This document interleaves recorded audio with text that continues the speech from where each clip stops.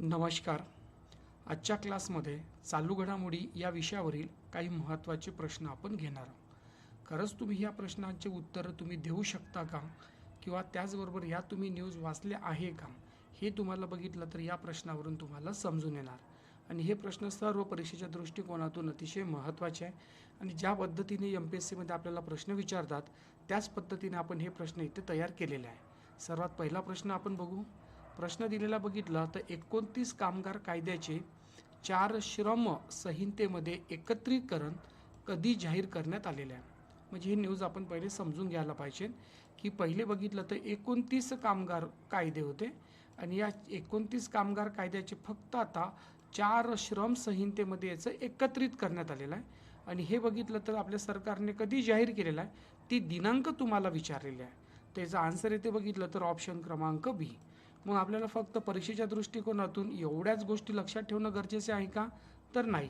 तर मग हे एक्झॅक्टली 4 श्रम संहिता कोणत्या आहे, त्या कोणत्या वर्षाच्या आहे, हे सुद्धा आपल्याला लक्षात ठेवणं गरजेचं आहे. पुढे लक्ष द्या. या स्लाईडवरून लक्षात येते की त्यामध्ये एकूण कोणत्या बघितलं तर 4. पहिले आहे बघितलं तर वेतन संहिता 2019. 19ला काय करा बघितलं तर थोडंसं हायलाईट करून राहू द्या. त्यानंतर सेकंड नंबर आहे औद्योगिक संबंध संहिता 2020. सामाजिक सुरक्षा संहिता 2020. व्यावसायिक सुरक्षा आरोग्य आणि कामगाराच्या स्थिती संहिता 2020. म्हणजे या 4पैकी ज्या 3 संहिता या 2020च्या आहे आणि एकच बघितलं तर 2019ची आहे. आणि ह्या सर्व बघितलं तर परीक्षेच्या दृष्टिकोनातून इम्पॉर्टंट माहिती लक्षात असू द्या. नेक्स्ट क्वेश्चन बघू. नेक्स्ट क्वेश्चनकडे लक्ष द्या. बिहार विधानसभा निवडणूक किती टप्प्यात घेण्यात आलेली आहे.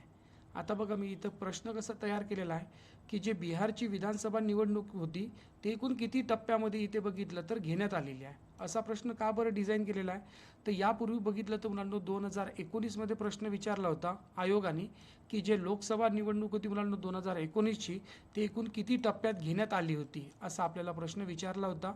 म्हणून मी त्याच पॉईंट ऑफ व्ह्यूने हा प्रश्न इथे डिझाईन केलेला आहे. त्याचा आन्सर असणार बघितलं तर ऑप्शन क्रमांक डी. म्हणजे आपला आन्सर असणार बघितलं तर 2. आता बघितलं तर आयोग याच्या समोर आपल्याला प्रश्न विचारू शकतात की हे जो पहिला टप्पा कोणत्या तारखेला आणि दुसरा टप्पा कोणत्या तारखेला, तर हे दिनांक सुद्धा लक्षात ठेवणं गरजेचं आहे. तसं बघा पहिले सुरुवातीला पहिला टप्पा होता 6 नोव्हेंबर 2025 रोजी. त्यामध्ये एकूण किती मतदारसंघ होते तर 121. हा पण पॉईंट महत्त्वाचा आहे. दुसरा जो टप्पा होता बघितलं तर 11 नोव्हेंबर 2025. त्यामध्ये एकूण मतदारसंघ किती होते तर 122. आणि निकाल कधी जाहीर झालेला आहे बघितलं तर 4 नोव्हेंबर 2025 रोजी. आता हे सर्व जे पॉईंट आहे मुलांनो हे परीक्षेच्या दृष्टिकोनातून महत्त्वाचे आहे. या सर्व या स्लाईडवरची सर्व इन्फॉर्मेशन ही आपल्याला परीक्षेच्या दृष्टिकोनातून महत्त्वाची आहे. ओके, पुढे जाऊ.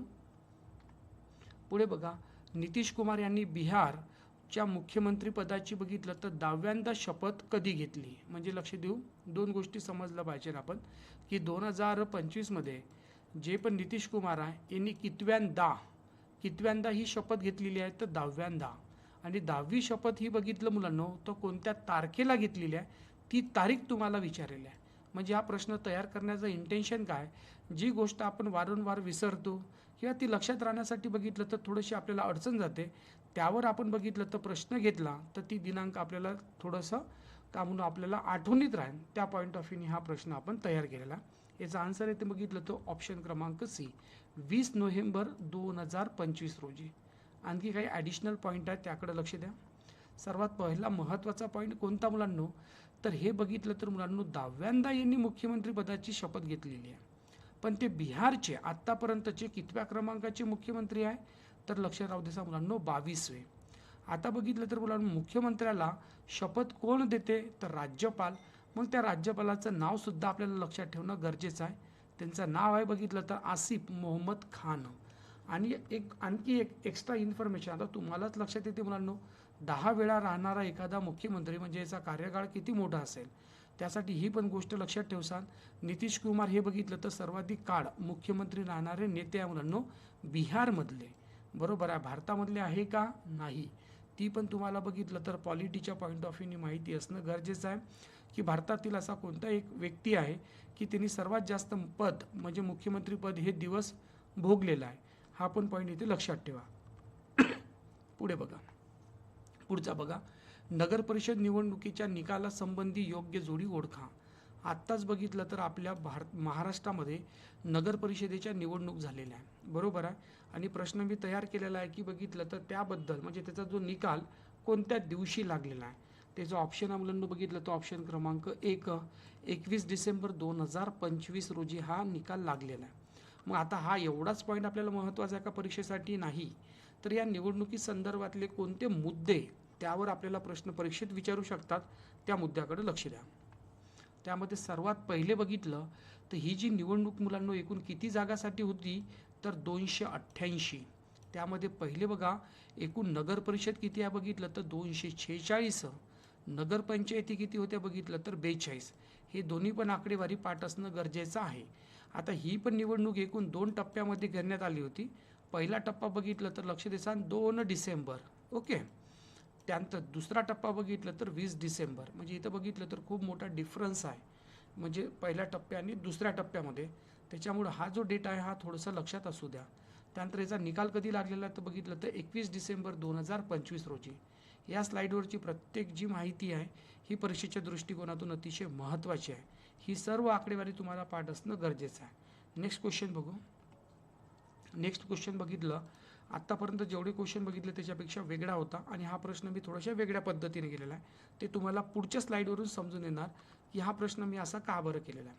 लक्ष देसान, नुमालीगड रिफायनरी लिमिटेड ही कोणत्या राज्यात स्थित आहे? ही बघितलं तर एक भारत सरकारची कंपनी आहे. बघितलं तर हे रिफायनरी ही का म्हणतो कंपनी आहे, तिचं नाव आहे नुमालीगड आणि तुम्हाला विचारलेलं आहे हे कोणत्या राज्यात स्थित आहे, ओके. आणि याचा आन्सर इथे बघितलं तर ऑप्शन क्रमांक बी, आसाम.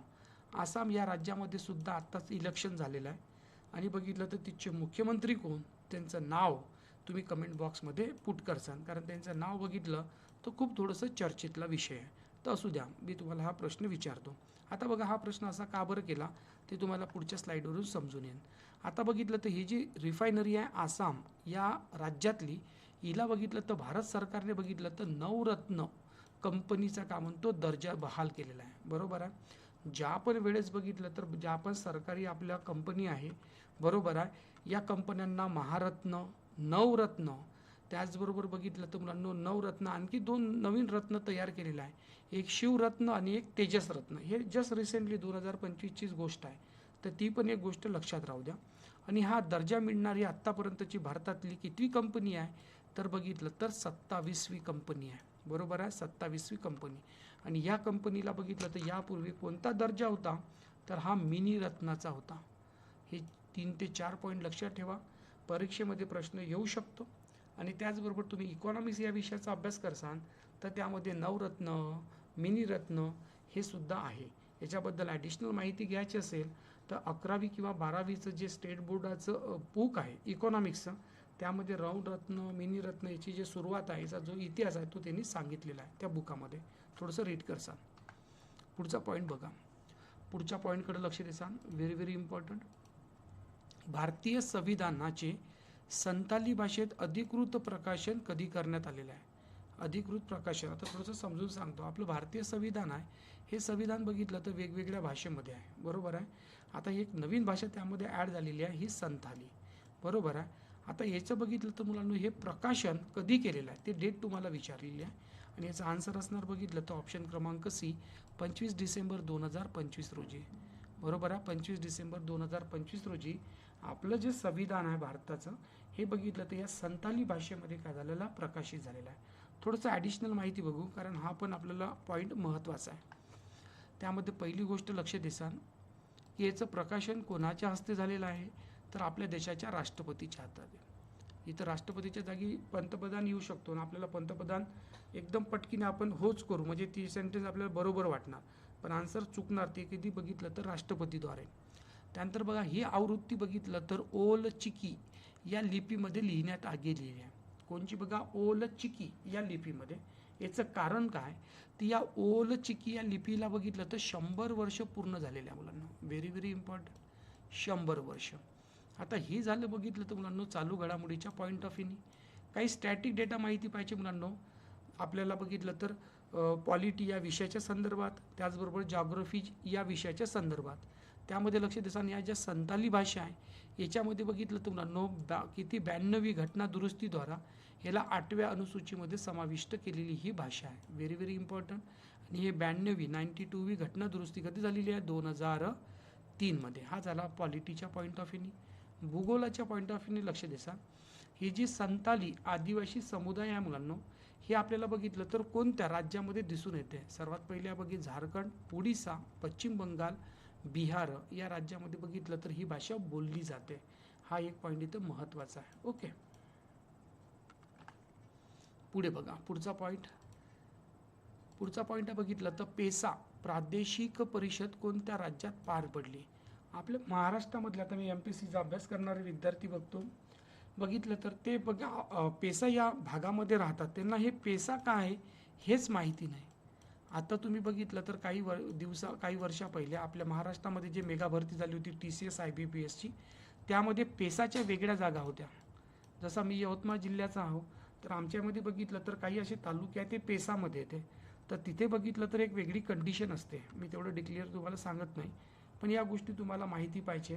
MPSCचा अभ्यास करत असताना प्रत्येक गोष्टी बघितलं तर कशी आपल्या परीक्षेच्या रिलेव्हंट आहे यावर आपलं काय म्हणतो लक्ष असायला पाहिजे. आता याचा आन्सर आहे मुलांना बघितलं ऑप्शन क्रमांक B आंध्र प्रदेश. आता हे आंध्र प्रदेश काय झालेला मुलांना राज्यात झाला आणि तुम्हाला प्रश्न विचारला कोणत्या शहरात तर तुमचा आन्सर चुकू शकते. त्याच्यामुळे पुढच्या स्लाईडकडे लक्ष द्या. आता बघितलं तर ही जी पेसा आहे मुलांना हे विशाखापट्टणम येथे झाली. तिची दिनांक लक्ष ठेवसा मुलांना 23 डिसेंबर 2025 रोजी. आता बघा मुलांना जो पेसा कायद्याची अंमलबजावणी हे अधिक बळकट करण्यासाठी बघितलं मुलांना तर हा या परिषदेचा उद्देश होता. आणि पेसा हा कायदा कधी पारित झालेला आहे 1996 मध्ये. Very very important. आणि या पेसाचा काय करा फुल फॉर्म लक्षात असू द्या. ओके, आता याची अंमलबजावणी कधी झालेली आहे 24 डिसेंबर 1996. दुसरी गोष्ट मुलांना हा पेसा कायदा करण्यासाठी एक समिती नेमली होती. त्या समितीचं नाव आहे बघितलं तर भुरिया समिती. हा पण पॉईंट इथे लक्षात ठेवा. ही घटना दुरुस्ती आहे, हे बाकीच्या ज्या गोष्टी आहेत त्यावर कॉन्सन्ट्रेट असू द्या. म्हणजे फक्त चालू घडामोडीवरचाच आपण फक्त गोष्टी लक्षात न ठेवता ते बघितलं तर आपल्याला भारतीय राज्यघटना, भूगोल कोणत्या विषयामध्ये आपल्याला कामा पडेल यांचं पण तुम्हाला ऑब्झर्वेशन असणं गरजेचं आहे. पुढचा प्रश्न बघू. पुढचा प्रश्न आहे मुलांनो सर्व का बीमा सबकी सुरक्षा. सर्व का बीमा सबकी रक्षा हे विधेयक 2025 लोकसभेने कधी मंजूर केलं. आता हे विधेयक करण्यात आलेलं आहे म्हणजे एक विधेयक पारित झालेलं आहे. हे पारित झालेलं विधेयक लोकसभेमध्ये कधी मंजूर झालेलं आहे तुम्हाला डेट विचारलेली आहे. आणि या डेटचा आन्सर बघितलं तर ऑप्शन क्रमांक B किती मुलांना 16 डिसेंबर 2025 रोजी. म्हणजे बघितलं तर हे लोकसभेने कधी पारित केलेलं आहे विधेयक 16 डिसेंबर 2025. लक्षात राहू द्या लोकसभा. आणि प्रश्न परीक्षेमध्ये राज्यसभा आला तर त्यासाठी आपण पुढच्या स्लाइडवर बघू.